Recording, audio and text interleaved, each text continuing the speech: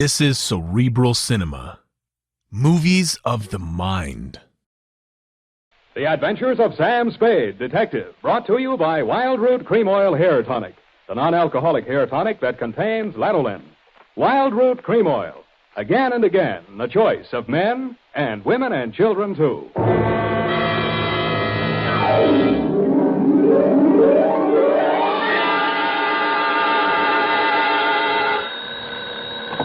Sam Spade Detective Agency. Me, sweetheart. Sam, where have you been? I've been tasting the bitter with the sweet at Miss Wigginson School for girls. Sort of a special course in homicidal apiculture. Apiculture? Mm-hmm.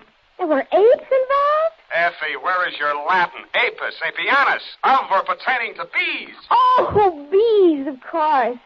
It was a bee caper? It was a beekeeper caper. Oh, that's funny, Sam. That's a honey. Effie, put these words down in your little book. Honey, sweetness, hives, combs, etc. Never mention them again. What? Keep things humming, sweetheart, and I'll be right down to drone my way through my report on the queen bee caper.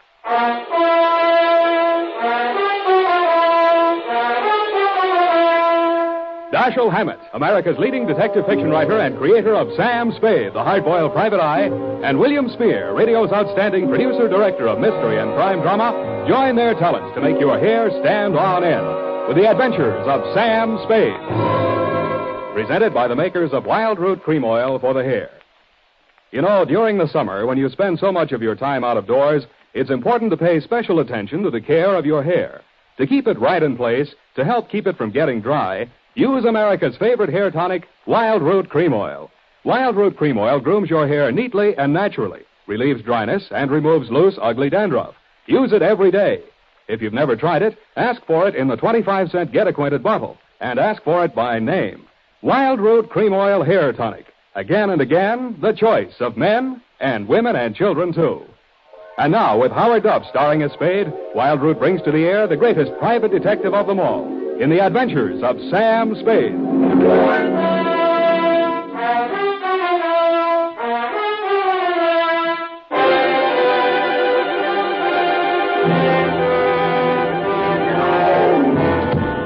To be or not to be? Hum. Oh, hello, Sam. Hiya, Sam. How's tricks? Oh, Effie, really, this jargon, this patois. Don't you think it's about time we spoke like educated people? You know best, Sam. Every time I visit one of our institutions of learning, I find out something I didn't know. Oh, Sam, that's incredulous. Well, you just know everything. Yeah, I guess I do when you come right down to it. The bee, for instance. Bees are a genus of insects of the Hymenopterus order. What? Hymenopterus. Living in society is composed of one queen, or perfect female, a few males, or drones, and an indefinite number of undeveloped females, or neuters, which are the workers. That's me, I suppose. A neuter.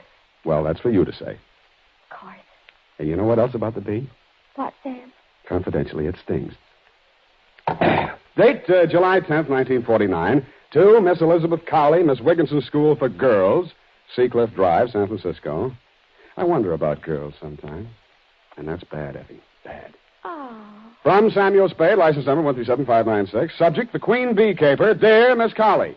I was singing a medley of sorority drinking songs as I opened the wrought iron gate, walked up the garden path, past those cast iron deer, and presented myself at the big brass bell pull beside that massive paneled door that stands guard between the outside world and your sheltered inmate.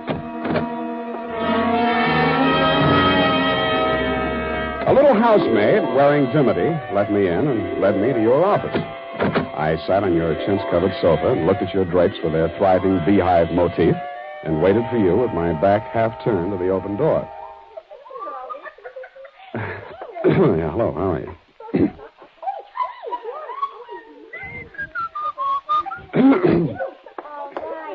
All right, girls. Break it up now. Go on. Haven't you ever seen a man before? Run along now. You'll be late for physical ed. Go on, quick.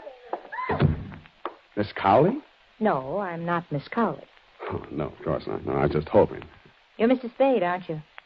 Glorie Thomas. I'm Miss Collie's assistant. A nice day, yes. Mm-hmm. Don't bother to move. I'll lean over you. Mm. Put this report on her desk. Sure. Miss Collie will be here in just a minute. Oh, thanks. So warm in here. Next time, wear a mailman's uniform and a 50-year-old stoop. You'll find the temperature's exactly right. Yeah. I mean, yes, ma'am. See that you do, then. Oh, Glorie, there seems to have been a misplacement of some of the hockey. Would you check on it, please? Oh, surely. Nice to meet you, Mrs. Spade. I'm Elizabeth Collie. You may sit down. Yes, ma'am. Mr. Spade, I'll be painfully frank with you. A thief is at large in my school. Oh? Well, you probably have a good answer, but I'll ask it anyway. Why not call in the police? I have a good answer, Mr. Spade. My girls come from San Francisco's finest and wealthiest families. Mm-hmm. Miss Wigginson's has had an untarnished reputation for more than 3 generations. I'm sure. As headmistress, I must handle this matter with the utmost discretion. Mm-hmm. Frankly, I already know the thief. Are there any questions? Well, only one timid one. Who is it? I regret to say a faculty member is to blame. Glorie Thomas. She was in here a minute or two ago. Oh, really? Well, why, Miss Thomas, you find any of the loot stashed away in her room? Well, no. No, not exactly. I haven't recovered any of the stolen articles, but I'm sure Glorie's responsible. I'm certain she's the thief. You're just sure? I thought perhaps you might establish definite proof against Glorie. You mean you want me to frame her? Oh, no, Mr. Spade. You misunderstand me. I don't think so, Miss Collie. Oh, dear, I was afraid this would happen. I told Ursula. But then All right, I'll ask. Who's Ursula?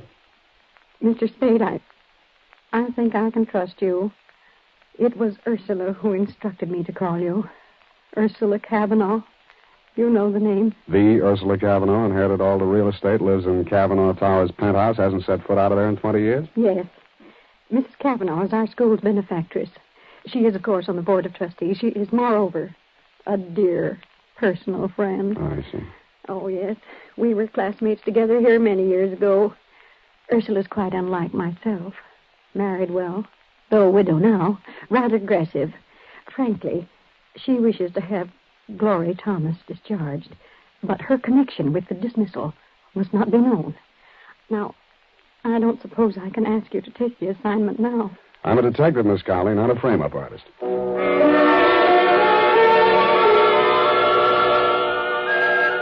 I had to have my name called up from the lobby, and then 2 elevator trips later, I faced her on her penthouse terrace. Ursula Cavanagh looked like a 1910 stock company lead out of Charlie's Aunt, smoking a black Italian stogie and gripping a cane like a shillelagh. 2 men were on the receiving end of her black snake whip of a tongue. A youngish guy, stockbroker type, and an individual in a morning coat who looked practically nude without a butterfly net. Oh, you're a fool and a nincompoop, Jelinek. I lost all patience with you ages ago. Not only are you incompetent, but you're also dishonest. Don't mind telling you that when the board of directors meets on Thursday, I intend to instruct them to have... Miss Cavanagh, I've tried not to discommode you in any way. I endeavor in every detail to fulfill my responsibilities as manager of this hotel. Don't interrupt me. Auntie, I think you've got Jelinek and me all wrong. Now, the truth The is... truth is, Gerald, you're both a pair of thieving scoundrels. Now get out, Jelinek, before your weasel face ruins my digestion. Very well, madam. I remain at your service. Ah, no backbone, no spunk. And as for you, my dear nephew... I think I'll toddle along, Auntie. I ought to get back to the office. Control your little impulses, Gerald. I admire a little larceny in any man, but not at my expense. I was beginning to think I'd become invisible in that rarefied penthouse atmosphere. She hadn't even blinked at me while Jelinek slunk back to the lobby and Gerald toddled along to his office. The terrace was a riot of bloom. I don't know much about flowers, but she must have had them all there. Off to one side, a little man in a blue smock puttered around a wooden structure on a stand. I'd become aware of bees humming amidst the flowers when she finally spoke to me. You're Tom Spade, aren't you? Sam, ma'am, the fun-loving Spade. Pick your photograph out of the other detectives. Looked like you got spunk. Why'd you come here? Curiosity. I met Glorie Thomas out at Miss Wigginson's. I liked her. I wanted to see the type that would strong-arm her out of a job from a safe distance. Spunky. Come over here, Mr. Spade. I want to show you something. Piggott. Yes, ma'am. That'll do for now. Work at the other end of the garden for the time being. Yes, ma'am. Oh, Piggott, my gardener and beekeeper. Most taciturn individual. You know what this is? Well, I didn't, but now I can see it's a beehive. Yes, my own beehive. fresh honey from a tea and fruit cake every afternoon. Fine old tradition. Observe this hive, young man. Honeybees are the most intelligent of all insects, surpassing even the ants. And why? Because one female controls a community of many, many thousands. I'm against it. Yes, Mr. Spade. The queen bee reigns supreme. The males are drones, quite useless. The female workers perform all necessary labor, no waste motion, no dissension. Well, some of my best friends are drones, and I just can't stand I think you understand me, Mr. Spade. I wish Glorie Thomas removed from San Francisco for an excellent reason. My nephew, Gerald Long, the young man who just left here, has developed absurd romantic notions about her. Yeah, so you want the romance busted up, but if you try to break it up openly, your nephew might get stubborn and even marry her. On the other hand, by framing her as a thief, you ward off the affair until you can figure out some other dirty trick. I knew you'd understand me, Mr. Spade. I admire bluntness in moderation. Well, what do you say to joining forces with me? Just one thing, Mrs. Cavanagh. Nuts.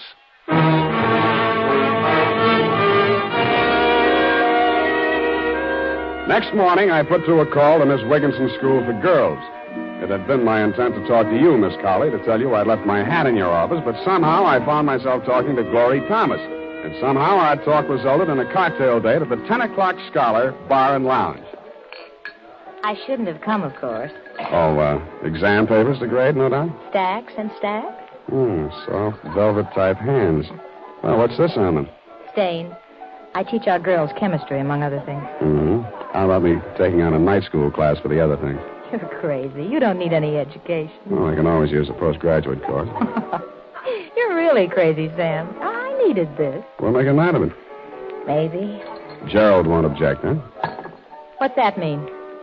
Who have you been talking to? That hateful old woman? Mrs. Cavanagh wants to put the boots to you, Glorie. She called me in to frame you. I could kill her. Oh, easy now, Glorie. Don't talk to me. I thought I could take it. I thought I could be patient and wait while Jerry ironed everything out, but not now, though. I hate that selfish, domineering old woman. I hate her nephew, and I hate you. Well, that'll do to start with, honey. Now let's get down my list. I hate... Oh, let me go. I've had all I can take for one night. Wait a minute, Glorie. Hey, you forgot your bag. Hey!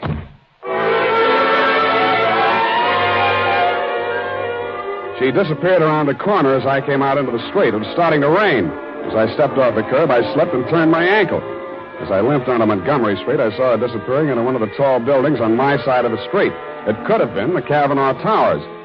I step and a half into the lobby thereof a few minutes later. As I came in, Jelinek, the manager, was getting off the elevator. He swatted himself several times in the neck and then went into a door marked private. No trace of Glorie in the lobby. I looked in the bar. She wasn't there, but Albert Piggott, the beekeeper, was having a stinger. Oop. Now I'm beginning to feel good. Hey, who's this? I know that. Why, it's Mr. Spade. Sit down, Mr. I don't have Spade. time just now, Mr. Piggott. Tell me, Sit did down, you... sit down. Oh, easy. I'm fired. Have you heard? I'm fired. Just a worker out of work.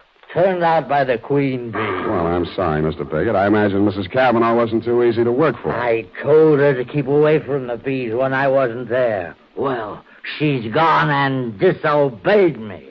One of the workers must have stung her. She's got a temper, you know. Ooh, my. Must have smashed the eye with her stick, bees wherever and all over. And then she fired me. When was this, and why did she fire you? Just now, maybe half an hour ago. I knocked, and then there wasn't any answer, and then I let myself in. It was all dark. I couldn't even see her. Heard the bees, of course, but couldn't... Ooh, sorry. And I said, Mrs. Cavanagh, you disobeyed me. And in this voice, this awful voice, she said, Mr. Piggott, you're fired. Get out. This awful voice from the dark. And Mr. Piggott, mind you. Never before, just Piggott this and Piggott that. And hey, where are you going? Hey! I didn't bother to stop at the desk to get myself announced. I took the passenger elevator, then operated the penthouse elevator myself. No hands. Nobody answered my ring. The door was unlocked. I went inside. Crossed through the empty apartment to the terrace. The rain had just stopped, and the sunset cut a sudden shaft.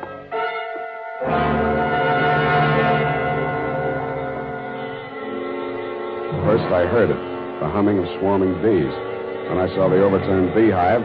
Then I saw Ursula Cavanagh sprawled back in her chair, her stick and Italian stogie on the floor, while the bees clustered greedily over the fruit cake and honey set out on the table. I wondered if those most intelligent of all insects had the answer to Shakespeare's question, "O death, where is thy sting?"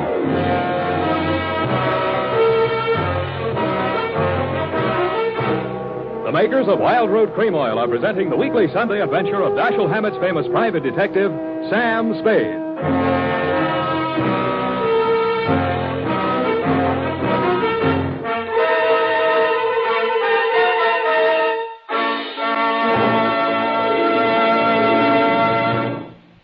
Now, here's important news on good grooming. If you want the well-groomed look that helps you get ahead, socially and on the job, listen.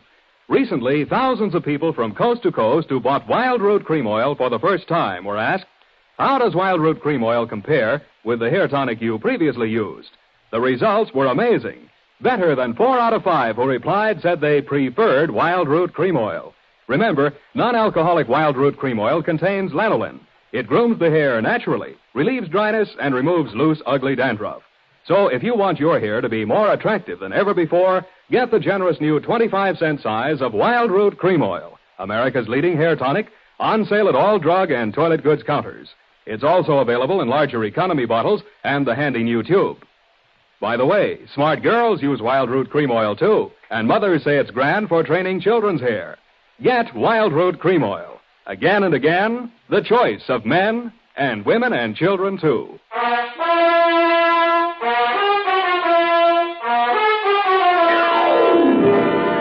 And now, back to the Queen Bee Caper. Tonight's adventure with Sam Spade.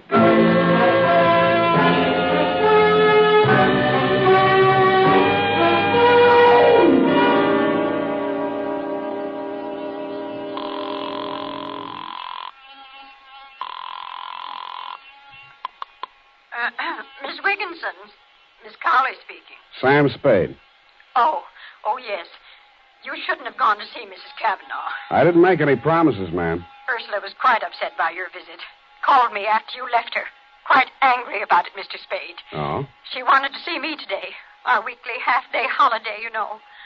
But I simply couldn't face her. I'm sorry if I I finally managed to doze off after everyone left for the afternoon. Have you called before? No, this is the first time. I'm at Mrs. Cavanagh's place right now. Indeed. Does Ursula wish to talk to me? She can't. I beg your pardon? It might be a good idea if you'd come over here, Miss Collie. Mrs. Cavanagh's dead. What was that? Mrs. Cavanagh's dead. And since you're her oldest and closest friend... Yes, Mrs. Spade. I'll come immediately.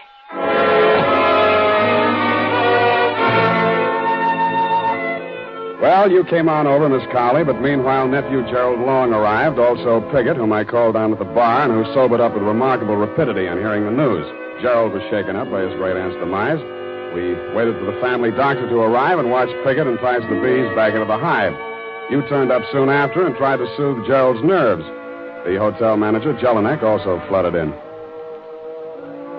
The doctor diagnosed cause of death as shock from formic acid, the secretion bees inject into the bloodstream with their stingers. We all stood around thinking our various thoughts as the doc voiced this verdict. Piggott was the one who voiced an epitaph. She really knew nothing about bees, you know. The queen bee was all important, she thought. But there's always a rebel in every hive. The queen bee is always deposed sooner or later. The worker bees go on and on, but the queen bee can't reign forever. After that, we all left and went our various ways. Poor old Piggott shouldn't have said that, and he must have been a lot drunker than he seemed, because he was found next morning in his garden in Marin County beside his overturned beehive, a victim like his late employer of fatal bee stings. That'll make you a fool if you think you'll get away with this. Don't threaten me, Mr. Long. I've been bullied long enough. I don't intend to lose my position here now Mrs. Cavanagh's gone. I've taken all I could stand from her, and I don't intend to let you walk all over me. I'll do whatever I think needs to be done, Jelinek. So if you're trying to insinuate I that can haven't... cause you as much trouble as you caused me, maybe more. With what I found out about you now... Get out of here. Go on, beat it before I break... How did you get in here, Spade? Door was open. Well, if you're here to collect any kind of bill, I want to know what services you rendered. Nothing's rendered yet. But I figured you might like to know that Aunt Ursula was murdered. Murdered? You can't say that. Not in my hotel. Shut up, Jelinek. You need proof to back that up, Spade. I've got it. Piggott. What? Piggott's dead. How do you know? His doctor just called me. Yeah. Well, that's why I know your aunt was murdered. I've just been out to Marin. Had quite a session with that doctor. Well, where's your proof, man? Who'd want to kill her? Well, oh, stop it. Practically everybody who knew her. Really, now, I must protest this disrespect to the memory Shut of the... up. Go on, Spade. Go on. Start getting specific. Well, specifically, Piggott's doctor, because of what I suggested, examined the dead man again, found the mark of a hypodermic, plus the fact that a concentrated solution of formic acid killed Piggott. Piggott's next-door neighbor said he'd been stung as often as 10 and 12 times a day. That meant he'd built up a certain immunization to bee sting. Are you suggesting that someone murdered him with an injection of commercial formic acid? I thought I'd made that fairly clear. And what would the motive be? To keep him from talking about his employer's murder. I see. Well, is that all? Yeah, except that his neighbor told me somebody answering your description called on him this afternoon. Mike? Oh. Well, yes, but Spade, look here, I can explain that. Allow me. Hello. Gerald, hello, darling. I'll be through in about an hour. I just got to check supplies in the chem lab, and then I'll be home and show you what a cook I am. You better be pretty. I'm sorry, just a second. Here's Gerald. For you, Gerald, your wife. Oh. Hold on a second, honey. Spade, look here now. You can't drag her into this thing. When did you get married? Yesterday afternoon. Husband and wife. No testifying, huh? Well, I don't think I'll need your testimony.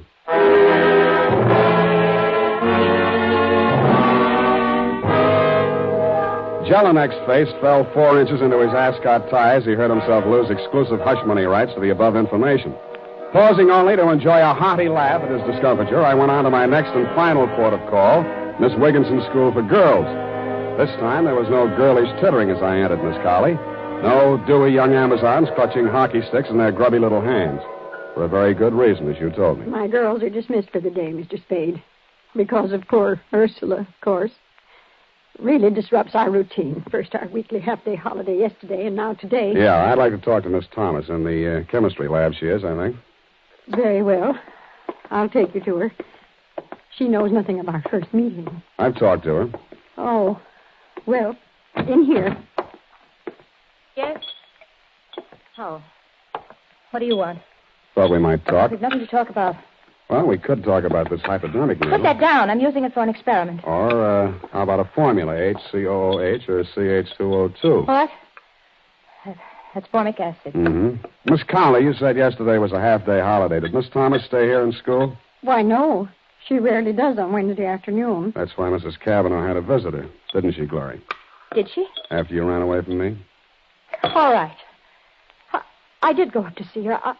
I was so mad about what you told me. I intended to hand in my resignation and give her a piece of my mind, and but she was dead when I got there. Oh, Glorie, no. And I just got panic-stricken and ran. Yeah, murder's a pretty scary thing. Murder? What do you mean, Mr. Spade? Mrs. Cavanagh died from a hypodose of formic acid. Somebody familiar with chemistry would use that method. Then that could mean... Mm-hmm. The acid could be made up in this lab. The hypodermic could be this one here. I didn't kill her. I didn't. You say you were scared. You were so scared you ran all the way to City Hall and married her nephew. So you found out? Jelinek found out first. He intended to squeal the old lady, but she was dead when he got back. He knew her will disinherited Gerald if he married without her auntie's approval while she was still alive. We married after she was dead. But that didn't matter. After I saw you, I told Jerry if he was any sort of man, he'd marry me, will or no will. He did. And yet this morning he drove over to Marin County to see old Piggott. You think he was trying to shield me?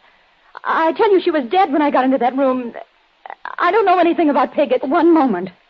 I believe I recall that Mr. Piggott said Ursula spoke to him when she discharged him. Glorie, you must be mistaken about the time you entered that room. She couldn't have already been dead because... Yes, she could have and was. The killer was almost caught by Piggott. She hid behind the curtain in the dark and spoke to him. Miss Cavanagh was already dead, but... I see. Mr. Piggott thought it was Ursula's voice, but it was yours, Glorie. No, it was yours, Miss Collie. What? You committed both murders. You had access to the murder weapon. You had the half-day holiday to do it in. Mr. Spade... Even at that moment, the finishing school schoolmarm had to say Mr. Piggott. Well, I'm not sorry for it. Ursula misused her power shamefully. And now the queen bees deposed again. You're brighter than most men, Mr. Spade. You, too, understood the significance of Mr. Pigot's remarks last night. Yeah, I could have been a little brighter a little sooner. You helped give yourself away when you asked me if I'd called you earlier yesterday afternoon. Why, Sam? How could she? Well, Cavanagh bullied her since childhood. Then you came on the staff and your ability scared her. The queen bee being deposed and whatnot. When Cavanagh wanted you framed, she saw a chance to get rid of both of you.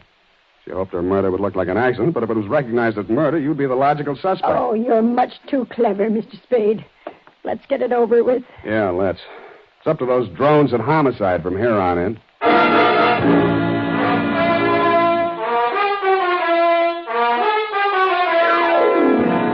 Period and a report. Sam, Yes, Evie? how come Gerald went out to see Mr. Pigot? Well, Gerald didn't care about the will, but he didn't want to boot a fortune out the window either. Glorie hadn't told him she'd seen his aunt, so he called on Pigot to find out when Pigot last saw Auntie alive. Go type that up. I am completely well, and when you return, we shall Indian wrestle. Certainly, Sam.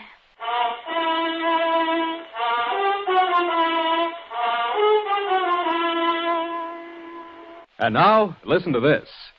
Shopping note. Tonight or tomorrow, get a family-size bottle or handy tube of Wild Root Cream Oil, America's favorite hair tonic. Good night, sweetheart.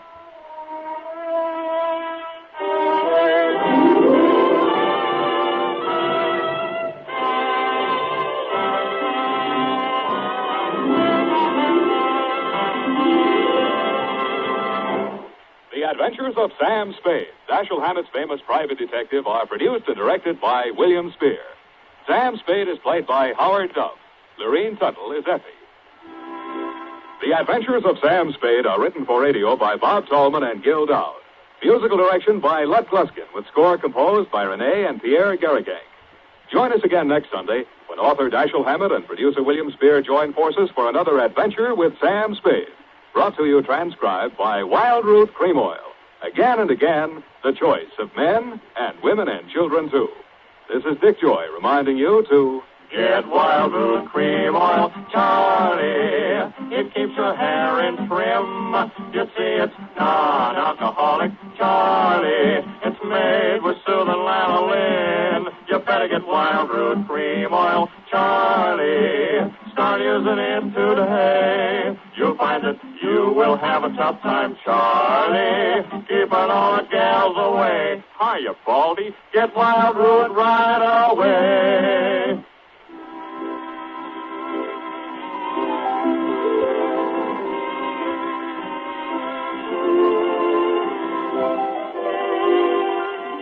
This is CBS, the Columbia Broadcasting System. WTRY, WTRI-FM, Troy, New York. Cerebral Cinema hopes you have enjoyed this movie of the mind.